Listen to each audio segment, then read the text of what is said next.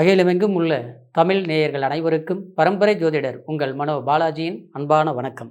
மேசராசியில் பிறந்த அன்பர்களுக்கு இந்த 2026 ஆகஸ்ட் மாத ராசி பலன்கள். இந்த மாதத்தில் கிரக பெயர்ச்சிகளால் உங்களுடைய வாழ்க்கையில் தொழில், குடும்பம், பொருளாதாரம் அது மட்டும் கிடையாது. சில எதிர்பார்க்கக்கூடிய ஒரு நல்ல விஷயங்கள் நமக்கு எந்த அளவுக்கு சக்ஸஸ் ஆகக்கூடிய ஒரு காலமாக அமையப்போகுது அப்படிங்கிறத பற்றி தாங்க இந்த பதிவில் இப்போது நம்ம தெளிவாக பார்க்க போகிறோங்க. ஃபஸ்ட் டைம் பார்க்குறவங்களா இருந்தீங்கன்னா சப்ஸ்கிரைப் பண்ணி பெல் பட்டன் அழுத்தி ஆல் ஆப்ஷன் கொடுங்க.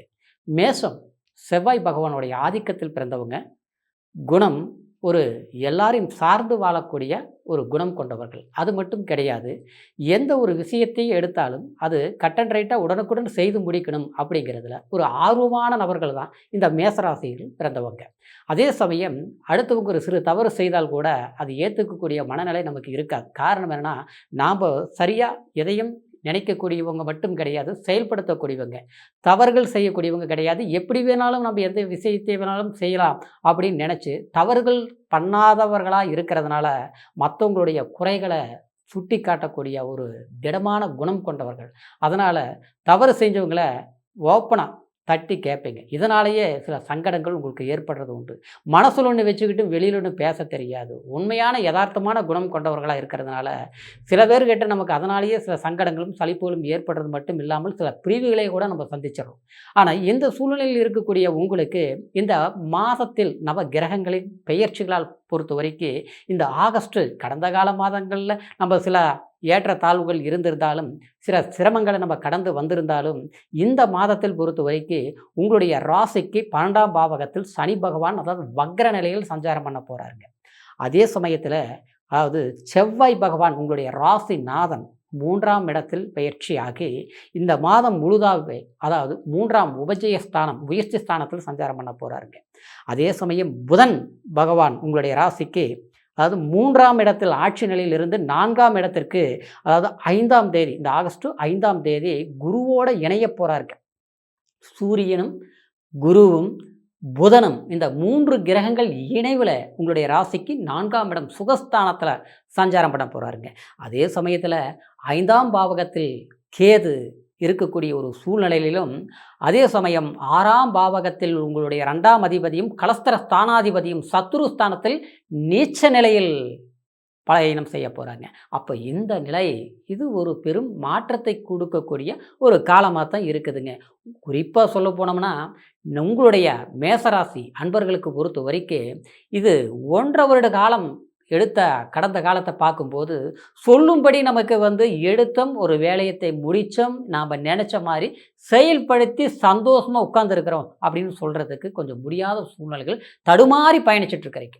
சிலருக்கெல்லாம் பார்த்தோம்னா வாழ்க்கையில் ஏன் நமக்கு இவ்வளோ இடையூறுகள் வருது, எவ்வளோ ஒரு கடுமையான ரீதியில் அவர் போராடினாலும் ஜெயிக்க முடியல, நினைக்கக்கூடிய காரியங்களை வெற்றி அடைய முடியலை. சில நேரங்களில் பார்த்தோம்னா நம்ம சரியான ஒரு பொசிஷனில் உட்கார்ந்துருந்தாலும் ஆனால் நம்மளை தள்ளி விடுறதுக்குன்னு சில பேர் மறைமுகமான சில பாதிப்புகளை உருவாக்குறாங்க.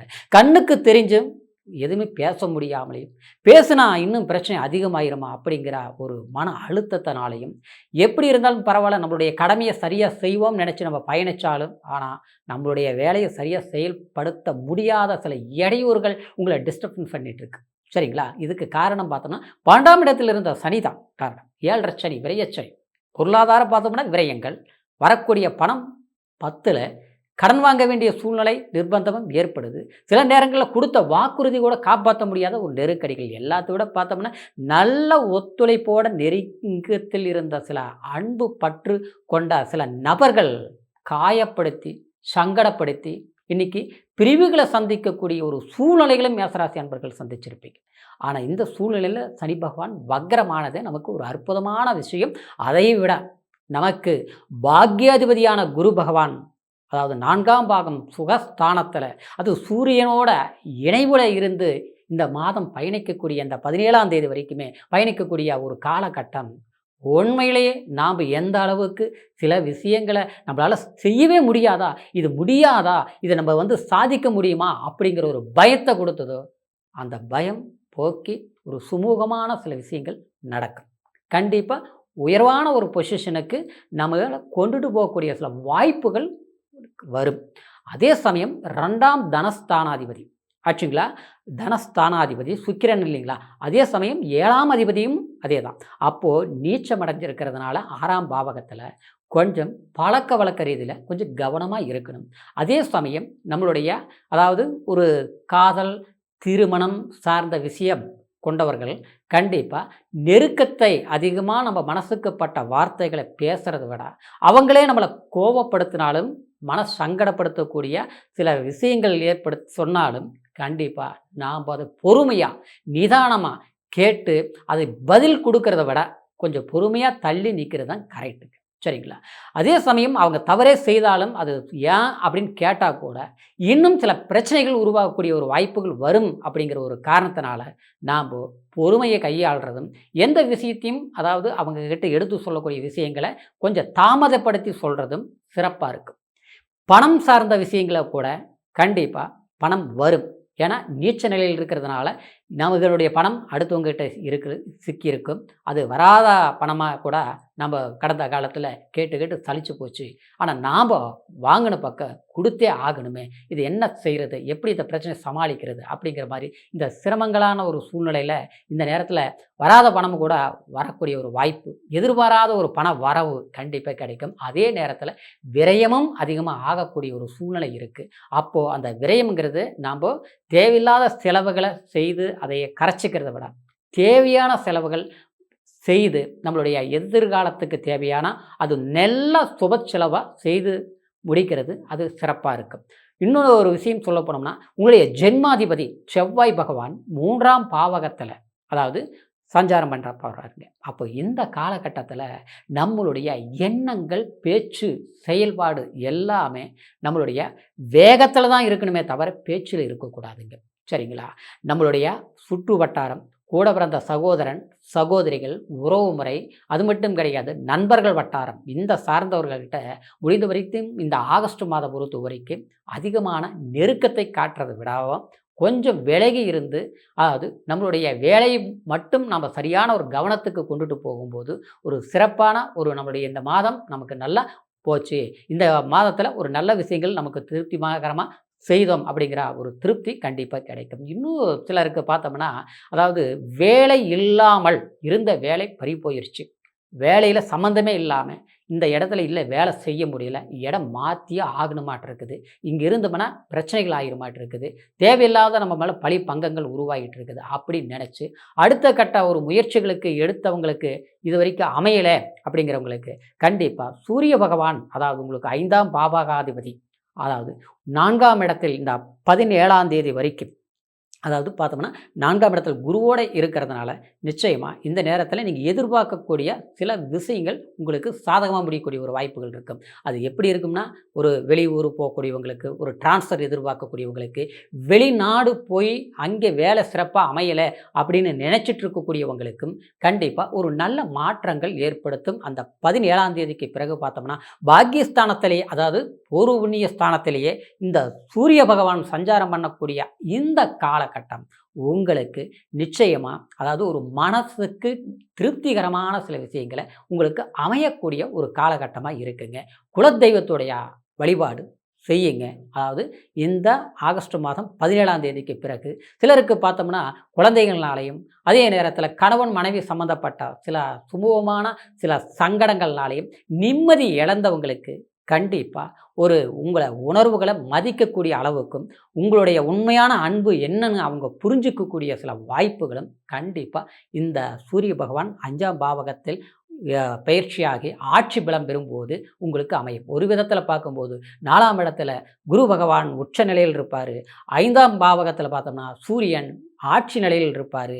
அதாவது உங்களுக்கு 12ஆம் பாவகத்தில் இருக்கக்கூடிய அதாவது விரயஸ்தானத்தில் இருக்கக்கூடிய விரய சனி உங்களுக்கு அதாவது நஷ்டங்களை போக்கி வக்ர நிலையில் இருக்கும்போது, அந்த சனி பகவானை குரு பார்வை பார்க்கும்போது கண்டிப்பா யோகத்த கொடுப்பார். அத விட முழு அதாவது நட்பு கிரகங்களான அதாவது சனியும், சுக்கிரனும் பரி அதாவது ஒரு பார்வை 7ஆம் பார்வை பார்ப்பதனால, சில விஷயங்கள் உங்களுக்கு எந்த ஆசைகள் இருந்ததோ, எதை நம்ம அடையணும்னு நெனைச்சோமோ, அதை நம்ம அடையக்கூடிய ஒரு வாய்ப்புகள் சாதகமான ஒரு நிகழ்வு ஏற்படும். எல்லாத்த விட சிலருக்கு புத்திரபாகியம் இல்லை, குழந்தைங்களால சில மனக்கவலைகள் அப்படின்னு சொல்லக்கூடியவங்களுக்கு கண்டிப்பாக அதுக்கு உண்டான சில வாய்ப்புகள் அமையக்கூடிய ஒரு சந்தர்ப்பங்கள் சாதகமான முறையில் அமையுங்கிறதுல எந்த ஒரு மாற்று கருத்தும் கிடையாதுங்க. 11ஆம் பாவகத்தில் ராகு இருக்கிறதுனால உங்களுக்கு கண்டிப்பாக சில விஷயங்கள் நமக்கு அந்நிய மனிதர்களால் ஏற்பட்ட தொல்லைகள், சில கடன் பிரச்சனைகள் சம்மந்தப்பட்ட ஒரு தீர்வுகள், அதே நேரத்தில் ஆரோக்கியம் சம்மந்தப்பட்ட ஒரு பாதிப்புகள் இருந்து விலகக்கூடிய ஒரு காலகட்டமாகவும், அதை சரிப்படுத்தக்கூடிய ஒரு வாய்ப்புகளும் நிச்சயமாக மேசராசி அன்பர்களுக்கு ஏற்பட போகுதுங்கள எந்த ஒரு மாற்று கருத்தும் கிடையாதுங்க. அப்போது இந்த நேரத்தை நம்ம சரியாக பயன்படுத்திக்கணும். குறிப்பாக சொல்லப்போனால் ஜென்மாதிபதி 3ஆம் இடத்துல இருக்கிறதுனால கொஞ்சம் பேச்சு, அதே நேரத்தில் நம்மளுடைய அடுத்தவங்க கிட்ட நம்ம மனசுக்கு பட்ட வார்த்தைகள் பேசுகிறதுல மட்டும் கொஞ்சம் கவனத்துடன் நடக்கும்போது நிச்சயமாக உங்களுடைய செயல்திறன் அற்புதமாக இருக்கும். இப்போ சொன்ன பலன்கள் கோச்சார அடிப்படையில் நம்ம சொல்லியிருக்கிறோங்க. கோச்சாரங்கிறது ராசி வைத்து சொன்னதுனால லக்னம் நம்மளுடைய பிறப்பு ஜனன ஜாதகத்தில் சில பேருக்கு பார்த்தோம்னா எனக்கு 7 வருஷம் 10 வருஷத்துல இருந்து கஷ்டப்பட்டுட்டு இருக்கிறேங்க, இல்லை நல்லா இருந்ததுங்க 2 3 வருஷத்துல இருந்து சரியில்லைங்க, அப்படி இல்லை நம்ம இது மனசில் போட்டு குழப்பிட்டு இருக்கோம், என்ன காரணமே தெரியல அப்படின்னு. அதுக்கெல்லாம் ஏன் அப்படி ஏற்படுது அப்படின்னு பார்த்துட்டோம்னாங்க, நம்மளுடைய பிறப்பு ஜனன ஜாதகத்தில் பாதகாதிபதி திசைகள் நடக்கும் இல்லையா, சுய திசையில் சுய புத்தி நடந்துட்டு இருக்கும்.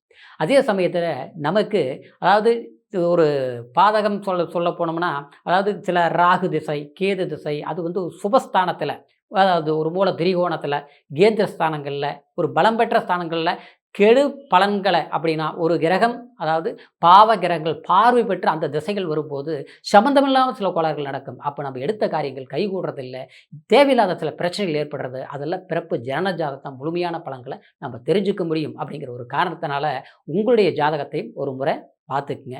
இதுவரைக்கும் பார்க்காமல் இருந்து நம்மக்கிட்ட பார்க்கணும்னு நீங்கள் நினச்சிங்கன்னா கீழே இருக்கிற நம்பருக்கு ஃபோன் பண்ணி உங்களுடைய date of birth, time, place இது மட்டும் சொல்லுங்கள். உங்களுடைய மொத்த கடந்த கால வாழ்க்கை, இப்போ நடந்துட்டு இருக்கக்கூடிய சூழ்நிலைகள், இனி வரக்கூடிய காலம் எப்படி இருக்கும் அப்படிங்கிறத பிறப்பு ஜனன ஜாதகத்தில் தான் நம்ம தெரிஞ்சுக்கவும் முடியும். அதனுடைய பலன்களை தெரிஞ்சு அதுக்கு தகுந்த மாதிரி நம்ம நடந்துக்கவும் முடியும். அப்போ தான் நம்மளுடைய வாழ்க்கையில் சக்ஸஸ் பண்ண முடியும். அப்படிங்கிற காரணத்தினால கண்டிப்பாக பாருங்கள். மீண்டும் அடுத்த பதிவில் சந்திக்கும் வரைக்கும் நன்றி, வணக்கம்.